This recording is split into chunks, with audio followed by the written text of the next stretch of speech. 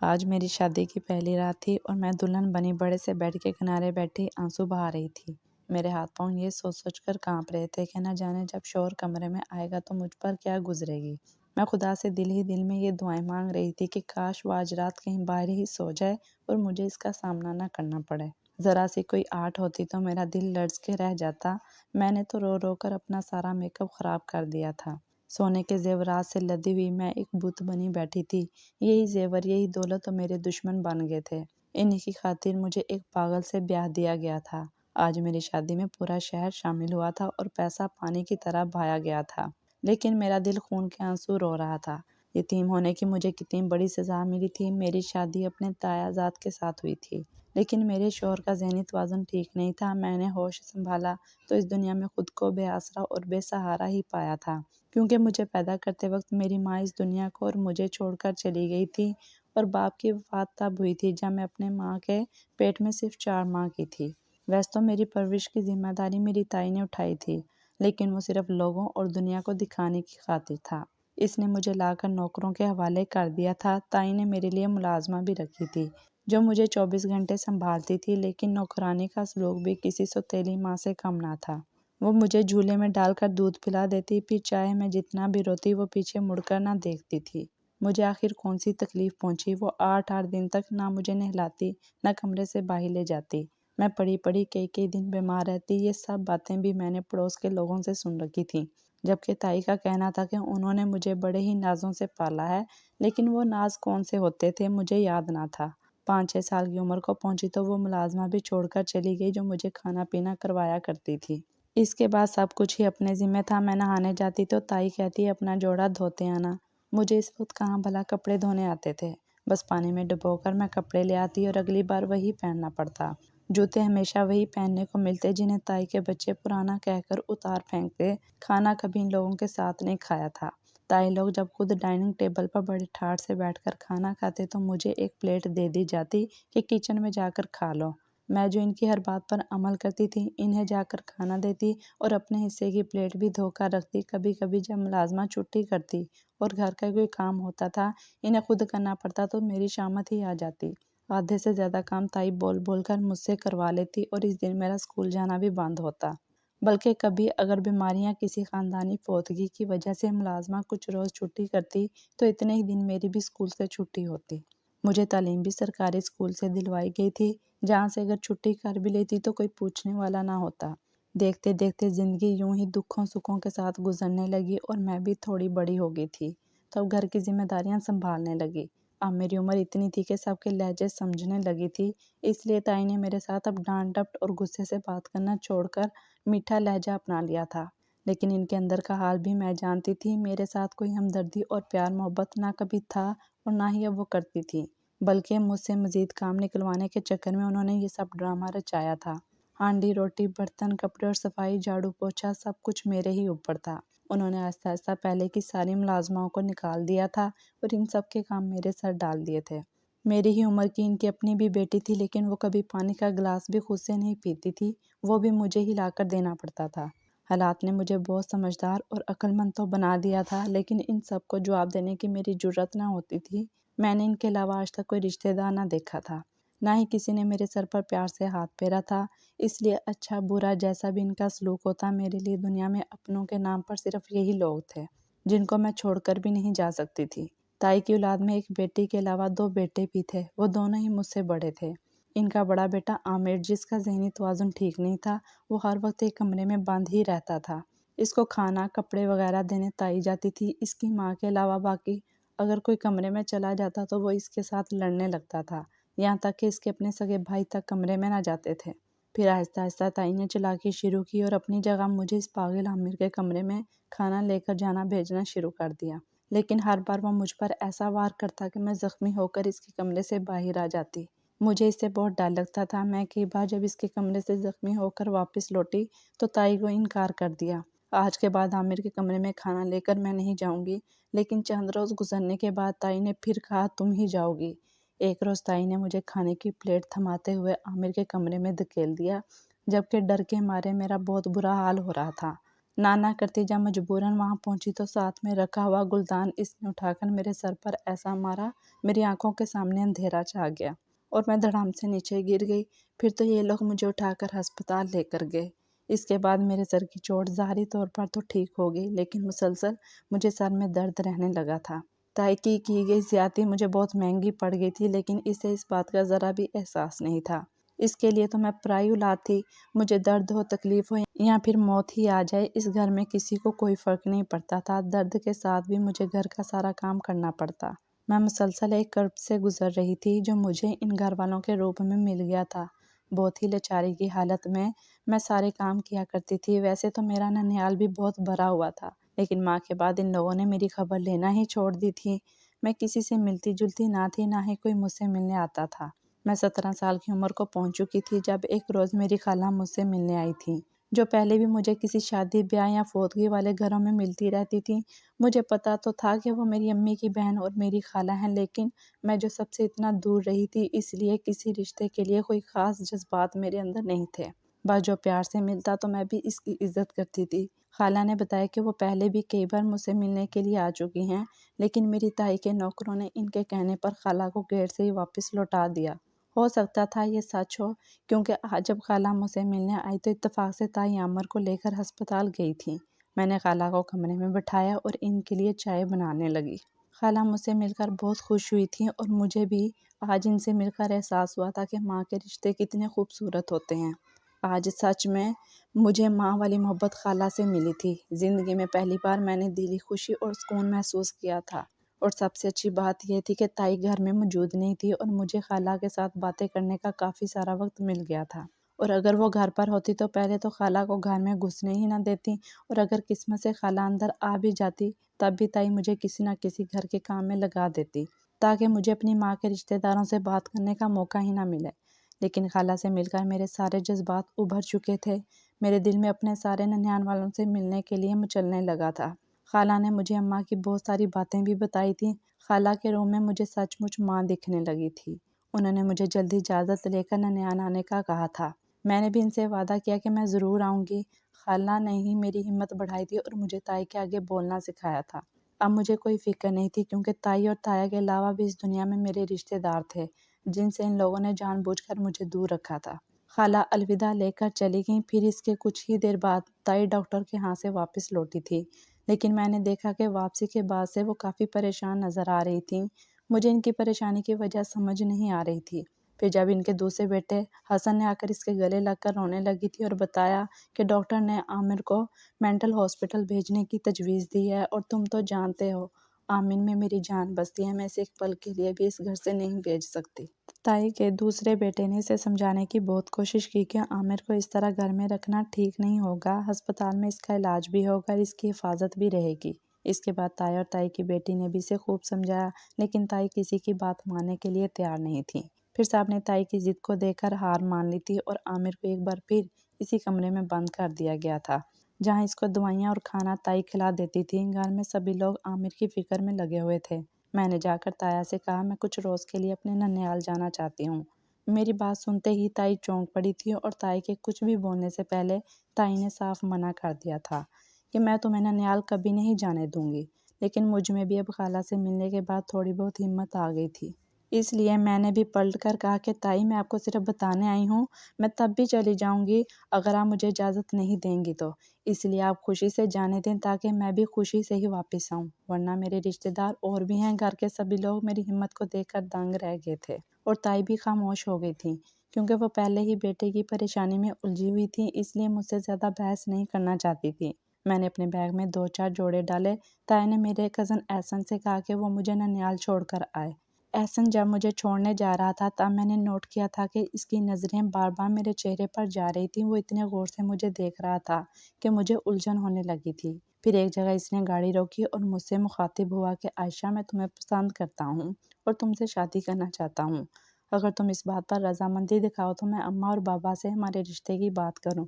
لیکن میں نے اسے کوئی امید نہ دکھائی تھی اور کہا تھا کہ میرے دل میں ابھی شادی یا کسی کو پسند کرنے کا کوئی خیال تک نہیں۔ چپ چاپ مجھے ننیال چھوڑ کر وہ واپس چلا گیا تھا، لیکن میں پھر اسی کے بارے میں سوچتی رہ گئی۔ ویسے تو حسن کافی اچھا، خوش شکل اور پڑھا لکھا لڑکا تھا، سب سے بڑھ کر وہ میرا اپنا تھا۔ اس کا رویہ بھی بچپن سے لے کر آج تک میرے ساتھ اچھا ہی رہا تھا۔ تائی کی سختیوں کے آگے وہ میرے حق میں بولتا تھا۔ یہ الگ بات تھی کہ میری تائی کے فیصلوں کے آگے کبھی اس کی اولاد کی بھی نہ چلی تھی، اور احسن کو بھی ہر بار میری طرفداری کرنے پر منہ کی کھانی پڑی تھی۔ ننیال پہنچ کر مجھے بہت ہی زیادہ پیار ملا تھا۔ میرے ماموں، ممانیاں اور کزن سب مجھ سے ملنے کے لیے ترس رہے تھے۔ مجھے دیکھ کر سب کو ہی اماں یاد آ گئی تھیں، اور اماں کی باتیں کر کر کے سب کی آنکھیں بھیگ گئی تھیں، تو انہیں دیکھ کر میں بھی رونے لگ پڑی تھی۔ خالہ کو جب میرے ننیال پہنچنے کی خبر گئی تو وہ بھی جلدی وہاں پر آ گئی تھیں۔ میری خالہ بیوہ تھی اور اپنے ایک بیٹے کے ساتھ گھر میں رہتی تھی۔ خالہ کے ساتھ ان کا بیٹا بھی تھا، جس سے میں آج پہلی بار ملی تھی۔ وہ دکھنے میں سب سے الگ لگتا تھا اور ایسا لگ رہا تھا کہ وہ یہاں کا ہے ہی نہیں، بلکہ انگریزوں کے کسی ملک سے آیا ہوا ہے، کیونکہ اتنا گورا چٹا اور حسین تھا۔ اس کی بڑی بڑی گہری آنکھیں تھیں، سنہری لچکدار بال اور بلند کٹ کاٹ کا تھا۔ میں تو اسے بس دیکھتی ہی رہ گئی تھی۔ پھر میں نے خالہ سے پوچھا کہ آپ کا بیٹا تو آپ پر بالکل نہیں گیا۔ خالہ نے بتایا کہ یہ اپنے ابا پر گیا ہے، ان کا پورا خاندان ایسا ہے، یہ حسن اسے وراثت میں ملا ہے۔ میرا خالہ زاد جتنا حسین تھا، اس سے بڑھ کر نیک اور شریف لڑکا تھا۔ میں اسے دیکھتے ہی دل کے ہاتھوں ہار بیٹھی تھی۔ اب تک جو میں احسن کی اچھائیاں یاد کر رہی تھی وہ اب بھول چکی تھی۔ دنیا کی ساری ہی اچھائیاں مجھے خالہ کے بیٹے رضوان میں نظر آنے لگی تھی۔ میں پورا ایک ہفتہ ننیال رہی تھی اور خالہ بھی میری خاطر وہیں رکی تھی، اور اسی ایک ہفتے میں مجھے رضوان سے شدید محبت ہو گئی تھی۔ میں یہاں سے جانا ہی نہیں چاہتی تھی۔ مجھے یہاں سبھی لوگوں نے اتنا پیار دیا، اور اپنے گھر عمر بھر مجھے فقط نفرت ہی ملی تھی۔ لیکن ایک ہفتہ پورا ہوتے ہی احسن واپس لینے آیا تھا۔ پھر صاحب نے مجھے جانے کا کہا تھا، اور بھیگی آنکھوں سے اور اس وعدے کے ساتھ گھر لوٹ آئی تھی، جلد ہی پھر آپ سے ملنے آؤں گی، اور خالہ سے کہا تھا کہ آپ مجھ سے ملنے ضرور آنا۔ میں احسن کے ساتھ گھر آ گئی تھی، جہاں سبھی لوگ مجھ سے خفا بیٹھے تھے۔ تائی کو بہت سارے کام خود کرنے پڑے تھے، اس لیے وہ بیمار پڑ گئی تھی۔ میں نے دیکھا وہ ماتھے پر دوپٹے سے پٹی باندھے ایک ہی بستر پر لیٹی ہوئی تھی۔ گھر کے سارے کام بکھرے پڑے تھے، نہ کسی نے کھانا کھایا تھا، نہ کسی نے پکایا تھا۔ میں نے آتے ہی چیزیں سمیٹنا شروع کر دی تھیں اور کچن میں گھس گئی تھی۔ سب کے لیے کھانا پکا کر میں نے ڈائننگ ٹیبل پر لگا دیا تھا۔ تب میری تائی بھی بستر سے اٹھ کر اپنے پیر گھسیٹتی ہوئی پہنچی تھی، اور سب نے کھانا شروع کر دیا تھا۔ تائی نے ایک پلیٹ کھانے کی مجھے دے کر کہا تھا کہ یہ عامر کے کمرے میں پہنچا دو، لیکن عامر کے نام سے ہی مجھے ڈر لگنے لگتا تھا، اس لیے میں نے بہت انکار کیا، لیکن تائی نے ڈانٹ لگاتے ہوئے زبردستی مجھے وہاں بھیج دیا۔ تو میں نے جیسے ہی عامر کے کمرے کا دروازہ کھولا، وہ چیختا ہوا میری طرف بڑھنے لگا کہ مجھے بہت بھوک لگی ہے، اتنی دیر سے کھانا کیوں لائی ہو؟ وہ مارنے ہی والا تھا کہ میں کھانے کی پلیٹ پھینک کر باہر بھاگی تھی۔ کھانا پورا اس کے کپڑوں پر گر گیا تھا، اس لیے وہ سیدھا میرے پیچھے باہر بھاگا تھا، اور میں ڈر کے مارے بھاگنے لگی تو سیدھا شاٹ سن کر اپنی طرف آتے احسن سے ٹکرا گئی تھی۔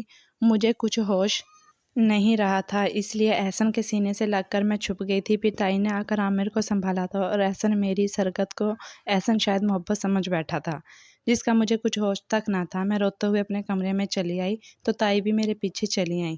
زوردار تھپڑ اس نے میرے چہرے پر دے مارا۔ تائی بولی کہ اپنے ننیال سے کون سے گن سیکھ کر آئی ہے جو اس طرح میرے بیٹے کو ذلیل کر رہی ہے؟ یہ یاد رکھنا کہ ساری عمر عامر کو تم نے ہی سنبھالنا ہے۔ تائی کے پیچھے احسن بھی میرے کمرے میں آیا تھا، اور وہ تائی پر غصہ کرنے لگا تھا کہ آپ اس طرح سے عائشہ کو مار نہیں سکتی۔ تب انہوں نے میرے بعد ایک تھپڑ احسن کو دے مارا تھا، اور اس کو بولنے لگی تھی کہ تیرا عائشہ کے ساتھ شادی کرنے کا خواب کبھی پورا نہیں ہوگا، میں اس کی شادی عامر سے کروانے والی ہوں۔ شاید احسن نے اس دن مجھے ننیال چھوڑنے کے بعد تائی کو بھی اپنی پسندیدگی کے بارے میں بتایا تھا، جب بھی تائی اسے یہ طعنہ دے رہی تھی، لیکن میں تو اپنے خالہ زاد رضوان کے خواب دیکھنے لگی تھی۔ اس لیے اسی وقت میں نے تائی سے کہا تھا میں مر جاؤں گی لیکن آپ کی بہو کبھی نہیں بنوں گی، آپ کے دونوں ہی بیٹے مجھے قابل قبول نہیں ہیں۔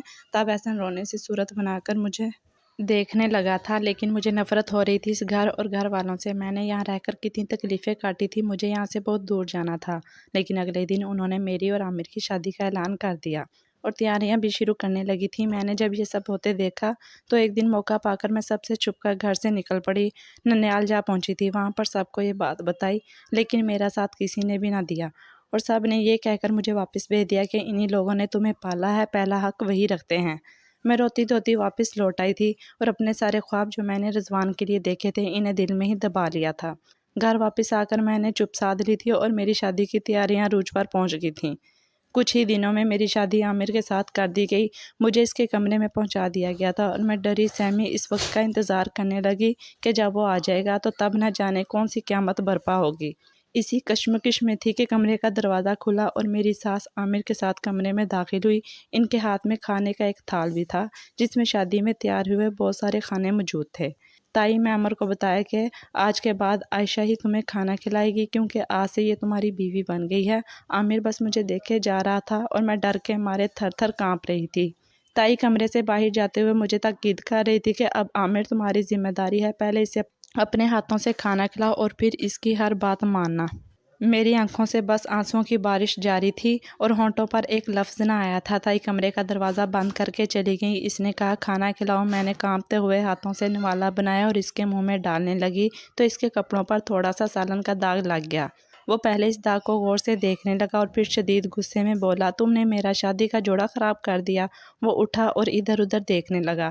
جب اسے مارنے کے لیے کچھ نہ ملا تو بیڈ کے ساتھ رکھی ہوئی سائڈ ٹیبل اٹھائی اور میرے سر پر مار ڈالی۔ مجھے کچھ ہوش نہ رہا اور میرے سر سے خون کا فوارہ چل پڑا۔ دیکھتے دیکھتے ہی میں بے ہوش ہونے لگی اور پھر نہ جانے کب گھر والوں نے میری خبر لی اور مجھے ہسپتال لے کر گئے۔ ہسپتال میں جب سجی دجی نئی نویلی دلہن زخمی حالت میں پہنچی تو علاج کے ساتھ ڈاکٹروں نے پولیس کو بھی اطلاع کر دیا اور مجھے جب ہوش آیا تو میں ICU میں تھی۔ مجھے سر میں شدید درد تھا اور سانس لینے میں بھی تکلیف ہو رہی تھی، اس لیے مجھے آکسیجن ماسک لگایا گیا تھا۔ تھوڑی ہی دیر میں میرے پاس 2 پولیس والے آئے۔ میں نے سچ سچ بتایا تھا کہ زبردستی میری شادی ایک پاگل سے کر دی گئی تھی جس نے پہلی ہی رات مجھ پر حملہ کر دیا۔ پھر پولیس کی مدد سے میری طلاق کروائی گئی اور میں ٹھیک ہونے کے بعد ہسپتال سے سیدھا خالہ کے گھر گئی تھی، جہاں میری حالت دیکھ کر خالہ بہت پریشان ہو گئی تھیں۔ میں نے عدت کے دن مکمل کیے تو خالہ نے رضوان کے ساتھ نکاح کروانے کے لیے میری رضامندی پوچھی۔ میں تو پہلے سے ہی یہ چاہتی تھی، اس لیے میں نے اسی وقت ہاں کر دی اور ہم دونوں کی شادی بہت ہی سادگی کے ساتھ کروا دی گئی۔ میں رضوان کو پا کر بہت خوش تھی، وہ بھی جی جان سے مجھے چاہتا تھا۔ ہماری زندگی بہت ہی خوشحال گزر رہی تھی۔ میں رضوان کی محبت پا کر پیچھے سارے دکھ درد بھول چکی تھی اور اب میری تائی اور تایا کے ساتھ کوئی تعلق نہیں۔ چند ماہ بعد میں حاملہ ہو گئی تو خالہ میرا بہت زیادہ خیال رکھتی تھیں۔ رضوان بھی مجھے پیر زمین پر نہ اتارنے دیتا۔ دیکھتے ہی دیکھتے میرے حمل کے مہینے بھی گزرنے لگے۔ مجھے اس گھڑی کا بہت ہی بے صبری سے انتظار تھا۔ جب میری اولاد اس دنیا میں آنی تھی، میں ماں ہونے کا احساس محسوس کرنا چاہتی تھی کیونکہ میں نے کبھی اپنی ماں کو نہیں دیکھا تھا۔ پہلے 9 ماہ پورے ہوئے تو مجھے لگا شاید کسی بھی وقت میرا بچہ اس دنیا میں آنے والا ہوگا، لیکن 9 مہینے بعد میں ہر دن اور رات انتظار میں گزارتی رہی۔ اس کے بعد جیسے ہی 10واں مہینہ شروع ہوا تو مجھے لگا شاید میرے انتظار کے دن بھی ختم ہونے والے ہیں، کیونکہ 10ویں مہینے میں تو ہر کسی کا بچہ پیدا ہو جایا کرتا ہے، اس سے زیادہ پھر انتظار کی ضرورت بھی نہیں ہوتی۔ لیکن جیسے جیسے 10واں مہینے کا ایک ایک دن گزرتا جا رہا تھا، میری پریشانی کا عالم بھی بڑھتا جا رہا تھا۔ میں پریشان ہوتی تو خالہ مجھے تسلی دیتی، کہتی تم فکر نہ کرو، کبھی کبھی ایسا بھی ہوتا ہے کہ کسی عورت کا 10واں مہینہ بھی مکمل گزر جاتا ہے۔ لیکن 10واں مہینہ گزرا تو 11واں بھی گزرتا ہی گیا۔ یوں میرے حمل کو 12 ماہ ہو چکے تھے تو آس پڑوس کی عورتوں نے تانے دینے شروع کر دیے کہ لڑکی بڑی گناہ گار ہوگی، اس سے ایسا کوئی گناہ ہوا ہے جس کے نتیجے میں اسے یہ سزا مل رہی ہے۔ میں ان عورتوں کی باتیں سن کر مزید گھبرانے لگی۔ مجھے طرح طرح کے خیالات آتے کہ کہیں عامر جیسے پاگل یا احسن کی سچی محبت کو قبول کرنے کی وجہ سے مجھ پر یہ قیامت گزر رہی تھی۔ میں بہت زیادہ رونے لگی تو میرے شوہر نے ایک روز کہا کہ تم نے کوئی گناہ نہیں کیا، یہ سب میرے گناہوں کی سزا ہے۔ میں نے حیران ہو کر پوچھا کہ تم ایسا کیوں کہہ رہے ہو اور وہ کون سا گناہ ہے جس کے لیے تم خود کو میری اس حالت کا ذمہ دار ٹھہرا رہے ہو؟ اس نے کہا پہلے تم الٹرا ساؤنڈ کروا لو، اگر میڈیکلی کوئی مسئلہ نہ ہوا تو میں تمہیں بتاؤں گا کہ مجھ سے کون سا گناہ ہوا ہے۔ ہم دونوں مل کر ہسپتال پہنچے اور میں وہاں بیٹھی جب اپنی باری کا انتظار کر رہی تھی تب بھی مجھے یہی پریشانی کھائی جا رہی تھی کہ آخر میرے شوہر نے ایسا کون سا گناہ کیا ہوگا، کیونکہ وہ تو بہت ہی معصوم تھا۔ تبھی میری باری آئی، مجھے اندر جانے کا کہا۔ ابھی میں وہاں لیٹی تھی، الٹرا ساؤنڈ کرنے والی ڈاکٹر نے وجہ پوچھی کہ کس کے لیے الٹرا ساؤنڈ کروانا ہے۔ میں نے بتایا کہ میرے حمل کو 12 ماہ ہو چکے ہیں لیکن ابھی تک ڈیلیوری نہیں ہوئی۔ یہ بات سن کر ڈاکٹر کو بھی عجیب لگا تھا۔ اس نے کہا ہم نے آج تک ایسا نہیں سنا، یہ تو ممکن ہی نہیں ہے، شاید آپ سے گنتی میں کوئی غلطی ہو گئی ہے، ابھی آپ کا 10واں ہی مہینہ چل رہا ہے۔ پھر مجھے بھی احساس ہوا کہ مہینوں کی گنتی میں مجھ سے ہی غلطی ہوئی تھی۔ میں جب گھر پہنچی تو اس کے 2-3 روز بعد ہی مجھے درد ہونا شروع ہو گیا اور میں نے چاند جیسی بیٹی کو جنم دیا۔ ماں بننے کا احساس میں نے جب محسوس کیا تو ایسا لگا ساری دنیا سے بڑھ کر یہی ایک رشتہ ہے جو اتنا پیارا ہے۔ میں اس سب میں شوہر سے پوچھنا ہی بھول گئی تھی کہ آخر انہوں نے ایسا کیوں کہا تھا کہ میرے بچے کی پیدائش نہ ہونا اس کے کس گناہ کا باعث ہے۔ میری بیٹی 44 دن کی ہو گئی تھی جب ایک روز مجھے وہ بات یاد آ گئی اور میں نے شوہر سے پوچھ لیا تھا، تو اس نے جو بات بتائی وہ سن کر تو میرے پیروں تلے سے زمین نکل گئی تھی۔ اس نے بتایا کہ جب میں ان کے گھر میں اپنی عدت کے دن پورے کر رہی تھی تو میرا کزن احسن کئی بار مجھ سے ملنے کے لیے آیا تھا۔ تب اس نے رضوان کو یہ بھی بتایا کہ وہ مجھ سے نکاح کرنے کی خواہش رکھتا ہے اور میرے والد کی جائیداد جو ابھی تک میرے تائی کے قبضے میں تھی وہ بھی مجھے دلوانا چاہتا ہے۔ رضوان کو جب یہ پتہ چلا کہ وہ مجھ سے شادی کر کے بیٹھے بٹھائے بہت امیر ہو سکتا ہے، مجھے یہ سب سن کر بہت دکھ ہوا کہ مجھے آج تک کوئی بھی مخلص رشتہ نہ ملا تھا جو صرف اور صرف میری خاطر مجھ سے تعلق رکھتا ہے۔ ایک میری تائی تھی جس نے اسی ملکیت کے حصے کی لالچ میں میری شادی اپنے پاگل بیٹے سے کر دی، اور ایک یہ میرا شوہر رضوان تھا جسے میں نے دل و جان سے چاہا تھا، وہ بھی دولت کا پجاری نکلا۔ میں یہ ساری باتیں سن کر بہت ہی زیادہ اداس ہو گئی، لیکن رضوان نے میرے پاس آ کر کہا کہ عائشہ، میرے دل میں شادی سے پہلے بھلے ہی یہ لالچ آیا تھا، لیکن جب سے تم میری زندگی میں شامل ہوئی ہو میں نے کبھی بھی تمہاری ملکیت کے بارے میں نہیں سوچا۔